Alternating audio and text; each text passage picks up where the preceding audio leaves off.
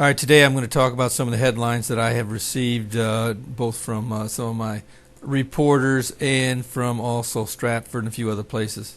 And just to give you a few headlines, what's going on, what Stratford is reporting, it says Israel, mortar from Syria fighting reportedly hits Golan Heights.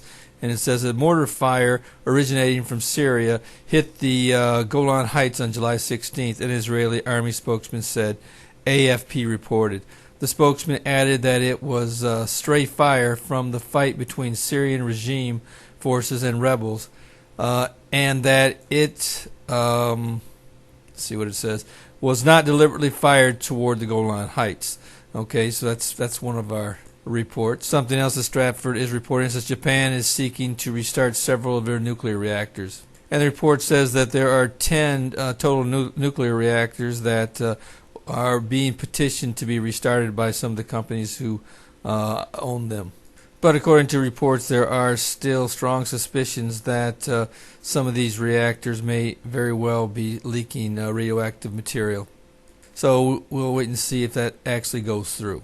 Now heading to Pakistan, it says the presidential elections are scheduled for August the 6th. Now heading toward Egypt, it says that overnight that 7 people were killed. Clashes between police and supporters of the ousted Egyptian president Mohamed Morsi in Cairo overnight left several people dead and another 261 injured. Abram reported July 16th, citing a statement from Egypt's health ministry. Now, the last thing I want to discuss is a report that one of my reporters sent to me. It's called EU Bans Contracts Between Member States and Settlements. This is a huge development. As many of you know, I have said for years that the U.S. would finally exhaust all of their attempts at the Middle East peace process, and eventually that the European Union would step in and try to make that happen. In fact, I've said that that's where that the Antichrist would rise up out of the European Union, and he finally would bring peace, but it would be during the tribulation period, and from that day forth, that would be the first day of the 7-year tribulation period. But recently, the European Union has made a number of attempts to try to move toward settling this Middle East peace process. One yesterday, I believe it was the day before, I reported that the European Union is in secret behind the scenes talks with Hamas, and I believe that eventually that they will try to bring them right into the peace process, and Israel won't have much of a choice, and I think the United States will back it. And now, as you can see with this headline that says a new decree restricts any Israeli entity beyond 1967 lines from EU funding, prizes, and grants. In essence, what the European Union is doing is they are setting a precedent for the rest of the world, and probably including the United States. They'll follow suit to cut off any territory that does not that falls within the 1967 border from making any trade exports or whatever the case may be. And here's what the article says: the European Union has decreed that contracts between EU member states and Israel must include a clause stating that East Jerusalem and the West Bank are not part of the State of Israel and therefore not part of the contract. It was reported on Tuesday. So right there, as you can see, the European Union is putting the clamps down and making it Israel declare, and also any states that are working with Israel to declare that the West Bank and East Jerusalem is simply not a part of the State of Israel. And again, what they're trying to do is they're trying to make the rest of the world look at it and see that as a norm. And soon enough, every country in the world who trades with Israel will make that decree, and that they'll make it plain that East Jerusalem and the West Bank are not a part of Israel. Now, going on with the article, it says the decree, which will go into effect Friday, will forbid any cooperation, awarding of grants, prizes, and funding for any Israeli entity in the specified areas. The European Union's funding, direct and indirect, of Israel bodies which operate in the settlements has long drawn fire from various organizations within the Union. The European Union is severely opposed to Israeli construction beyond the 1967 lines, and has acted repeatedly to draw a clear line between Israel and its settlements in the West Bank. The latest decree resulted from the European Union Foreign Affairs Council's conclusion from December 2012, which stated that all agreements between the State of Israel and the European Union must unequivocally and explicitly indicate their inapplicability to the territories occupied by Israel in 1967. The new directive, said the official, is in line with opinions in the EU which have been prevalent for several years. Deputy Minister in the Prime Minister's office, M.K. Ofer Akunis, I guess that's how you pronounce it, said in response that it's a wrong and regrettable decision. Such steps, even before the Palestinians announced they are even ready to return to the negotiation table, are pushing the peace talks away, not drawing them closer. Let them know, even in Europe, Judea and Samaria are not occupied. They are the homeland of the Jewish nation. Housing Minister Uri Ariel said in response to the decree, this decision is tainted by racism and discrimination against the Jewish people, which is reminiscent of the bans against Jews in Europe over 66 years ago. Minister Ariel added that the Israeli government must not, under any condition, be a part of any future agreement which includes a clause that Judea and Samaria are not a part of the sovereign state of Israel. The Yesha Council stated that, to our regret, Europe has returned to a policy of boycott and segregation against the State of Israel. Europe's unrestrained support of the Palestinian Authority has turned it into a non-neutral element.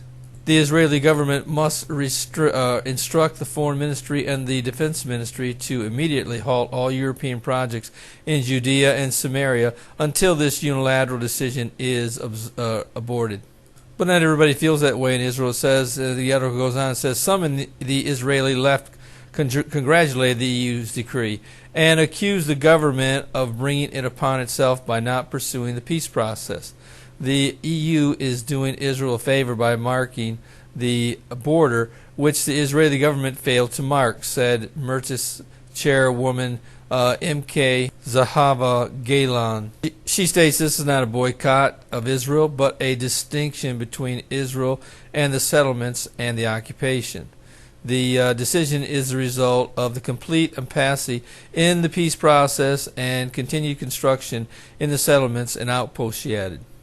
Peace Now said in response that the EU's decision sends a clear message. The world doesn't recognize the settlements and they contradict universal democratic values.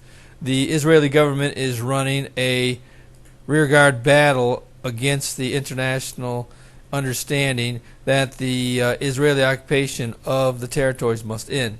And of course this comes at a time when the civil administration has plans to build some 1,071 new homes in the West Bank. This new decree by the EU very well may put a kibosh on that planned settlement building. And you know, I just want to say that Syria is interesting and Egypt is interesting and what's going on there. But truthfully speaking, the most significant things that the Bible prophecy talks about is what is going to happen in Israel. It seems like many in the prophetic world today are focusing upon some Psalm 83 war or Isaiah 17 or what's going on in Egypt. But I think our main focus should be what's going on in Israel and how we are moving toward this potential peace process that the Bible so vividly talks about in Daniel 9 and 27. As I had mentioned back a couple reports ago that I had been listening, I listened to a couple guys who are Bible prophecy watchers, and they both had claimed that Isaiah 19 was going on right now in the election of Mr. Morsi as the fierce king or fierce ruler of Isaiah 19. And I was looking to see if either one of them would recant that, and unfortunately neither one did, which is unfortunate because they are basically proclaiming that a prophecy has been fulfilled and that the fierce ruler has come and gone. But the truth of the matter is the fierce ruler is still to come. I mean, basically, Mr. Morsi was not removed because he was a fierce ruler. He was removed because he came into office with a bunch of promises of economic reform and prosperity, and frankly, none of it was brought to pass. And what's strange to me is that Mr. Mubarak, the previous Egyptian leader, was a whole lot more fierce to the Egyptian people than Mr. Morsi ever thought about being. He ruled for 30 years, and the United States for years told him that, hey, he was going to have a huge rebellion on his hands if he did not listen to what the people had to say, and he never did. That's the reason why he was ousted and removed from power. Well, he had 30 years of rule under that type of repression, and Mr. Morsi only had 1 year of that type of rule. So I am puzzled to realize why they would think that Mr. Morsi, who only had 1 year, was more fierce than Mr. Mubarak, who also, incidentally, tried to bring about kingly and pharaoh-like laws into power so that his sons would and his grandsons would rule perpetually throughout Egypt for years to come. I realize that Mr. Morsi tried to also bring in those rules, but he was unsuccessful. So I will continue to say that the fierce king will continue to be something that will be in the future. But I will say that that Isaiah 19 is beginning to come to pass, but won't come into its full potential until we do see the fierce king come on board, and when we haven't seen him yet. And even though others will try to say, well, look at the Nile, see it's drying up, the dam is being built and being blocked by those in Ethiopia. Well, that basically is just a lack of knowledge. The Nile is not blocked up yet, and it's not dried up. The river is still flowing, and as we speak, Ethiopia and Egypt is in talks in order to try to figure out what they're going to do. But I can assure you right now that the Nile is not their main problem. So look for the bulk of this prophecy to still be yet future. Well, that's all I'm going to comment on that for now. But, as always, I like to end with a word of salvation. That is, today is the day of salvation. And if you've not accepted Jesus as Savior, your days are running short. And again, as I've always said, that the rapture is only the least of your worries. You could die today. And if you died today, where would you spend an eternity? Once you enter your eternal state, there's no way of getting out of it.